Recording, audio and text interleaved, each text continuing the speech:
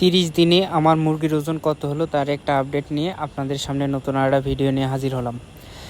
এই হচ্ছিল আমার মুরগির খামার। ছোট্ট করে শুরু করেছিলাম, আপনাদের সাথে এর আগেও ভিডিওতে শেয়ার করেছিলাম। এবার যে মুরগিগুলো দেখতে পাচ্ছেন এই মুরগিগুলোর বয়স 30 দিন।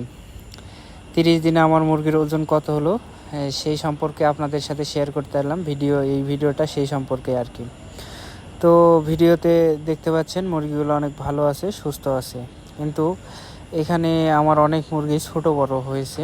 তারপরেও আমার মুরগির যে ওজন আছে আলহামদুলিল্লাহ, দেখেন ওরা অনেকগুলো মিটারে পুরে উঠে আছে। আমি মিটারে রেখে দিয়েছি অনেক।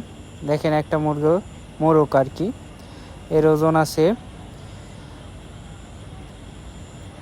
তারপরে যে মুরগিগুলো দেখা যাচ্ছে আলহামদুলিল্লাহ সুস্থ আছে, কিন্তু বেশিরভাগ মুরগি হচ্ছে 600 থেকে 700 গ্রামের মধ্যে বেশিরভাগ আসছে, আর 700 থেকে 800 গ্রামের মধ্যে বেশিরভাগ আসছে।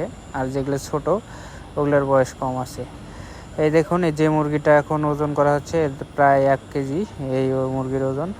এই যে আরেকটা মোরগ ওঠানো হচ্ছে, এটার ওজন দেখা যাক কত কেজি। এটা দেখেন 1 কেজি, ওই তো 20 গ্রামের মতো, 1 কেজি আর কি, 20 গ্রামের মতো। এরপরে আর একটা মুরগি ওঠানো হবে। এটা হচ্ছে দেখা যাক এটা কত কেজি হয়। এটা হচ্ছে সবচাইতে ছোট। এই ছোট মুরগিটা কত হয়, এটা 600 গ্রাম আর কি, ছোট মুরগি এটা। আবার এটা হচ্ছে 700 গ্রাম, এটা গড় আর কি, মাঝারি মুরগি। আবার আর একটা, এটা 1 কেজি 20 গ্রাম,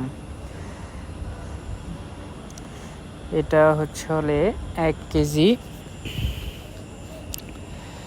দেখি আরও কয়েকটা মুরগি আমি ওঠাই, দেখি ওজন কত আসছে।